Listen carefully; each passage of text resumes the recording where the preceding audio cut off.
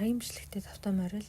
За өнөөдрийн сэдэв маань болохоор өдөр тутмын амьдралдаа хийдэг гаргадаг үйлдэлээс цаашдын амьдралын хүн хоорондын харилцаа, мөнгө гээд ол зорлого гээд бүх зүйл аажмаар ингээд хамаарч идэг гэсэн юм зүйл байгаа байхгүй. Тэгэхээр бид нэр өдөр тутмын амьдралдаа ямар зүйлийг хийж хэвшүүлвэл аажмаар амьдрал сайжирч эерэг зүв байх вэ гэсэн юм зүйл уншлаа. Тэгээд энийг та бүхэнтэйгээ хуваалцъя гэж бодож байна. Өдөр тутмын амьдрал дээрээ хүн ямар үйлдэл хийдэг байхаас бидний маш их зүйл шалтгаалдаг юм байна л да. Ер нь бол тэгвэл яг ямар зүйлүүд, ямар үйлдэлүүд амьдралд шууд ингээд томоор биш ч гэсэн аажмаар багаар маш их нөлөө үзүүлж идэг юм бэ гэхээр нэгдүгээрт нь болохоор гутлаа ямагт зэрэгцүүлж тавьдаг байх гэж байгаа. Одоо ингээд хааш тавьдаг ч юм уу тийм байх биш. Японд бол ихэнхдээ нөгөө гарахтаа өмсгөд бэлэн болгож ингэж өөдрөгөө харуулж зэрэгцүүлж тавьдаг байхгүй юу, хоёр гутлаа. Японд байгаа хүмүүс бол мэдэх бах тий. Гутал тайлж урдаг газар ч гэсэн маш их болохоор өмсөж тайлахад ихэнхдээ ер нь жоохон амар гутал сонгоод байдаг. Анх ирээд бол жоохон ядаргатай юм шиг санагдчихсэн ч гэсэн яг ингээ явандаа ингээл дадал болоод хөвшөөд ирэхээр үнэхээр зөв дадал байгаа байхгүй юу. Гадны тэр бохор заан гуталтаа тий дотор орохгүй гэдэг чинь маш том соёл санагдаад байгаа. Тэгэхээр гутлаа тайлаад зэрэгцүүлээд тавьдаг байх тэр жижигхэн үйлдэл бол бидний өдөр тутмын амьдралд аажмаар харагдахгүйгээр бас нөлөө үзүүлж идэг гэсэн юм үг байгаа. Хоёрт нь болохоор суусан сандлаа ямагт яг буцаагаад байранд нь тавьж авах хэрэгтэй гэсэн юм зүйл байгаа байхгүй юу. Жохон сонь ийм юм бас байдаг юм уу гэмээр үйлдэлүүд байгаад хоолны газарч тэр тий ер нь хичээл сургууль анги танхим дээш тэр сандлыг байрнаас нь хөдөлгөөд суусан л бол буцаагаад байранд нь тавих гэсэн үг юм байна. За гуравт нь болохоор үс нүүр шүдийг маш сайн арчилж хамгаалж аль болох өнгөлөг тойлгор байлгах. За тэгээд өмсөж байгаа гутлаа бас өнгөлж зүлгэж цэвэр байлгах гэдэг зүйл бас ордог юм байна. Дөрөвт нь болохоор мөнгөнд хүндэтгэлтэй хандаж талархаж тэгээд мөнгөний толгойг аль болох зэрэгцүүлж ингэж нэг тийш нь харуулж дээш нь харуулж нэг ёсондоо төрөвчөндөө хийж байх гэдэг энэ үйлдэл бас ордог юм байна. Японд ирээд тийм урагцсан ч юм уу халтар ч юм уу ер нь нэг тийм муухай мөнгө ер нь харж байгаагүй. Тэгээд Монголд очихдоо надад ингээд 5,000 төгрөг хариулж өгсөн чинь бөөн ингээд скотч болсон мөнгө хариултанд нь аваад тэг яг манайх чи ингээд скотчтой бол хэрэгэлдэг шүү дээ. Одоо яадгийг бас мэдэхгүй байна. Одоо бол бас гоё болсон баг. Тэг би тэр үед нь хариултанд авсан нөгөө мөнгө харчаад яана одоо энэ мөнгийг хэрэглэх юм болов гэл ингээд асуусан чинь баг тэр хөдөлтөгчд нь за энүүлж үлээ хэрэглэхгүй яад ингээл. Тэгтээ заавал хэрэглэх гэдгээрээ ч биш. Ер нь бол мөнгийг айгуу гоё бид нар Монгол төгрөгөө манай Монголын л ганц төгрөг мөнгө юм чинь гоё цэмцээтэл нь цэвэрхэн нугуулж муулахгүй гоё үрчилэхгүй хүндэтгэлтэй хандаж ингэж урж тасдахгүй халтаалахгүй хэрэгэлдэг бол гоё л гэж санагдсан. Тэгээд яг тэр шиг мөнгийг бол маш гоё эрхэмлэж ингэж талархаж мөнгөнд хүндэтгэлтэй хандаж хэрэглэх гэдэг зүйл бол бас маш чухал үйлдэлд ордог юм билээ. Угаасаа тийх бах. За тэгээд төрөвчөө бас гоё цэвэрхэн байлгаж мөнгнөөс өөр зүйл хийхгүй байх гэдгийг бол маш олон зүйл дээр ингээ ярьдаг. За тэгээд тавт нь болохоор өглөө босоод өнөөдөр бол ер нь хамгийн сайхан өдөр болно гэж ингэж тэр өдрийг эхлүүлж чаддаг байх тийм майндсеттэй болох хэрэгтэй гэж байгаа байхгүй. Ер нь өглөөг яаж эхлүүлэхээс тэр өдрийн ямар байхыг шийддэг гэж бид нар зөндөө ярьдаг штэ тий. Тэгэхээр өглөөг аль болох ерөөсөө өнөөдөр бол хамгийн гоё хамгийн сайхан өдөр болно гэж л ингэж эхлүүлж авах хэрэгтэй. Тийм дадлыг өөртөө суулгах хэрэгтэй. Хичнээн амьдралд болохгүй хэцүү зүйл байсан ч гэсэн гэж байгаа байхгүй. Тэгээд өглөөг яаж эхлүүлэх тухай зөндөө бичлэгнүүд байдаг тий.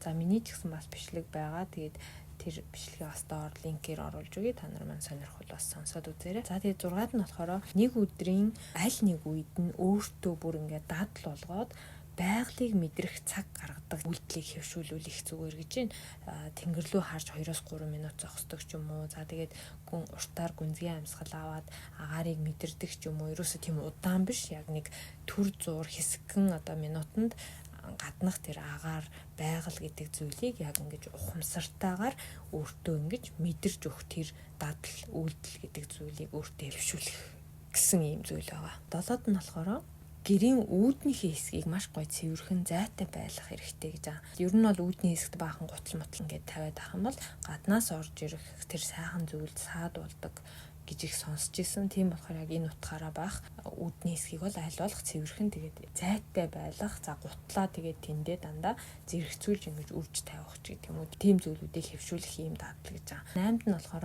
нойлын өрөө. Яалтчгүй бас нойлын өрөө энэ дэр гарч ирж байна. Тэгэхээр Японд угаасаа нойлыг нөгөө мөнгөний бурхан баярладаг гэж ингэж ярьдаг. Тэгэхээр нойл цэвэрхэн байх юм бол одоо тэнд байгаа мөнгөний бурхан баярлаад айлд орлого орж ирдэг ч гэдэг юм уу, тэр утгаар нь ярьдаг юм билий. Тэгээд дээр нэрийн нэг юм гинт санчлаа. Мөнгөний бурхан ер нь бол тийм гял цал юм дуртай учраас айл гэр дотор тэр одоо нойл байна. За тэгэл угаалтуур гэл ер нь бол ингээд нэг арчхаар гялцдаг зүйлүүдийг улам гялтгануулаад ахаар тэр мөнгөний бурхан баярлдаг юм байна л да гэсэн л ийм нөгөө нэг яриа их байдэн шүү дээ Японд. Ер нь бол дээрэс нь нойлыг цэвэрхэн ашиглаж одоо маш гоё хэрэгэлд сурахаас гадна те тагийг нь байнга ер нь таглаж сурах гэсэн баг.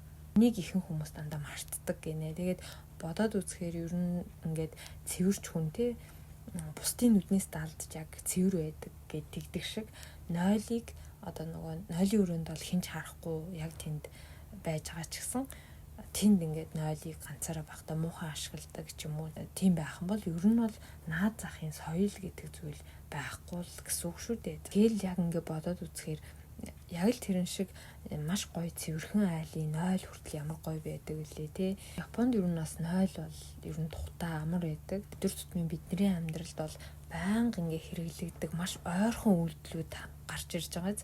Тэгээд нойлынхаа тагийг заавал таглаж байгаарай. За тэгээд нойлыг маш гоё цэвэрхэн хэрэглэж байгаарай. Тэгээд ингэх юм бол ер нь бол амьдрал ч гэсэн маш гоё эерэг нөлөөтэй байх нь байна шүү гэж хэлмээр байна. 9-т нь болохоор хэрэггүй зүйл, за тэгээ хэрэглэхгүй зүйлийг хайж зэгцэлд сурах хэрэгтэй. Нэг тэгж яагаад хэрэглэндээ, тэгж яагаад нэг хэрэг болох байх гэж бид нар юмыг байлгаад байдаг шүү дээ, тийм. Ихэхгүйгээр л тухайн үед тухайн нөхцөл байдалд ойрын хугацаанд хэрэглэхгүй зүйл байх юм бол ер нь бол хаях гэдэг зүйл хийж явах хэрэгтэй гэж байгаа хгүй тогтмол. Энэ жил бол би өстой маш их зүйлийг зөрөгтэй хайж зэгцэлсэн. Тэгэхээр нэг тийм гоё хөнгөрөөд орон зайч би болоод гоё болчдөг юм билэ.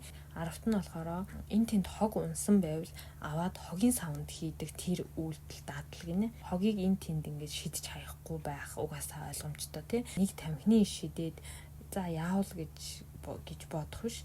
Яг хуу тухайн үедээ ч юм уу ер нь явцдаа ингээл нэг тийм том өөрчлөлт юм уу муу зүйл нэг мэддэхгүй л байх л да тий. Угаасаа мэддэхгүй бид нар бол амьдртгаараа амьдрал болж л байна. Тэгтээ энэ бидний болчмгүй хийж байгаа жижиг үйлдэлүүд өдөр тутмын амьдралд гаргаж байгаа энэ одоо муухай одоо юу гэдгийг тий зуршлууд бидний амьдралд өөрсдийнхөө амьдралд ирэх тэр сайн сайхан зүйлийг маш их хааж саад болж идэг гинэ. Тэрийг бид нар хамгийн гол мэддгүү гэж байна. Тэгэхээр энэ хамгийн чухал санагдсан. Аль болох хогоо хаяхгүй. За нойл байвал цэвэрхэн хэрэглээд те өөрийнхөө ус шүд одоо юу гэдгийг нүүрэндээ маш сайн арчилгаа хийдэг. Үүдний хэсгээ цэвэр цэмцгэр байлгадаг, гутлаа зэрэгцүүлж тавьдаг, төрөвчөө зэгстэй байлгадаг, мөнгөнд хүндэтгэлтэй ханддаг, суусан сандлаа буцаагаад байранд нь тавьдаг. Ер нь бас хэрэгэлсэн юм а буцаагаад байранд нь тавьдаг гэсэн зүйл шүү дээ энэ чинь тий ганцхан сандалч биш ер нь. Тэгээд эдгээр зүйлийг ер нь бол өдөр тутмын амьдралд бид нэр байнга ингээд холбогдож идэг юм зүйл байгаа байхгүй. Ингээл үнэхээр сайхан юм хийж бүтээх гээл тий явж идэг бид нар том зүйл том юм өрөөдөл за нэг ингэн гээл те тэгтэл тэнд гудамд гараад шууд хогоо хайчдаг ч юм уу нойлыг бохор зан хэрэглээд ч юм уу эсвэл ингээд бусдтай гоё мэдлж чаддгүй ч юм уу ийм одоо үйлдэл гаргадаг хүн бол нөгөө бодоод яваад байгаа том өрөөдөл нь ерөөсөө 100% одоо амжилттай байх байсан бол 60% болдог ч юм уу нэг тийм одоо саад дотгор болох зүйлээ бид нар өөрсдөө энэ өдөр тутмын жижиг үйлдэлээрээ тарж идэг юм байна л да. Ингээ ойлгох юм бол бас ёстой анхаармаар юм байна гэж ингэж бодогдсон. Тэгэхээр хүн болгонд л ер нь аль нэг нь бол байж байгаах. Тийм болохоор өөртөө байгаа үйлдэлээ багаагаар тий шууд маргааш бүгдийг гэхгүй ч гэсэн нэг нэгээр жоохноор засаад явбал бас бидний амьдралд ингээд аажимдаа гэж байгаа байхгүй юу? Маш гоё одоо эерэг зүйлүүд бий болно. За тэгээд нэг учиргүй том эерэг зүйл ингэж нэг амьдралд харагдахгүй байж магадгүй ч гэсэн бидний хүсч мөрөөдж байгаа болох гээд зорж байгаа зүйлийн саад хүртэл багасч идэг гэж байгаа байхгүй. Эдгээр одоо 10 зүйлийн дээрээс өдөр тутамдаа хүнтэй сайхан мэндэлж сурцсан байх хэрэгтэй тий, мэндэлдэг байх хэрэгтэй. Баярлаж талархаж баярлаа гэж хэлж чаддаг байх хэрэгтэй.